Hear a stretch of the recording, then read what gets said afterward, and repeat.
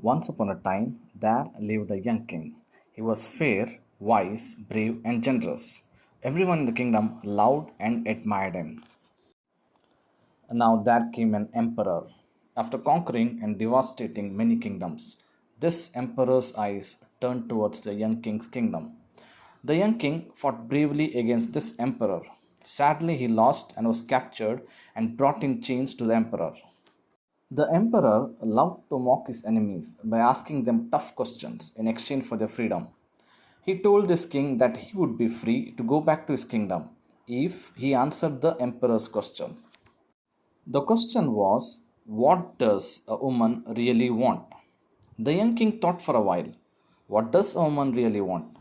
He couldn't come up with the right answer. The king asked the emperor to give him some time. The emperor told that he would give him 3 months' time. The king could go back to his kingdom and find out the answer.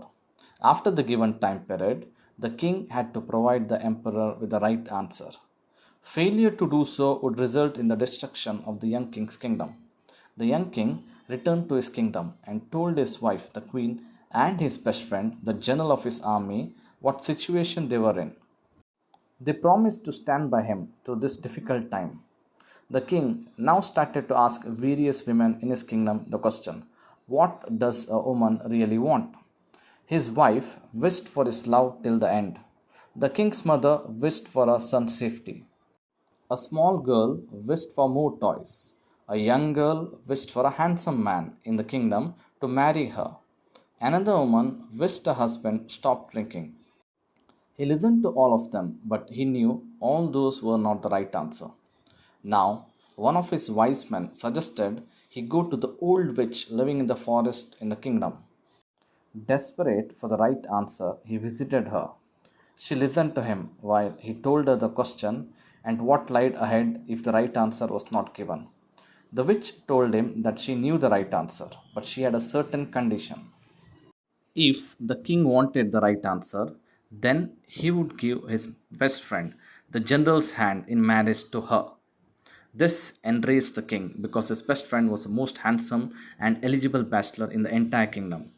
He didn't want his friend to marry this hideous witch. He stormed off to his castle and told his wife and friend about the witch's condition. His friend told him that he was ready to marry the witch in order to save the king's life and kingdom. The king disagreed. Days passed without getting a proper answer. Reluctantly, near the end of the 3 months, he and his friend went to the witch, and the general agreed to marry her, provided her answer was considered right by the emperor. The witch also agreed to this condition.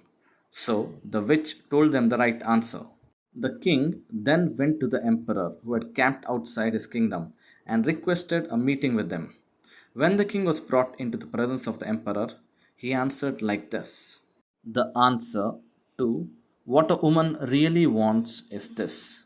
She wants the absolute freedom to make decisions related to her life. What she wants to eat, with whom she wants to talk or not talk, whom she wants to marry, what she wants to wear. All these decisions related to her are not taken by her, but by someone else. It might be her parents, her husband, her children, or the society. She wants the freedom to make decisions in her life. That's what a woman really wants. The emperor was completely satisfied with this answer, and as promised, he left with his army. The king was happy that he won, but also sad for his friend. He rushed to the witch to accept money, land, gold, etc. in exchange for the general, but the witch was adamant. The general then had to marry her and brought her to his home as his wife.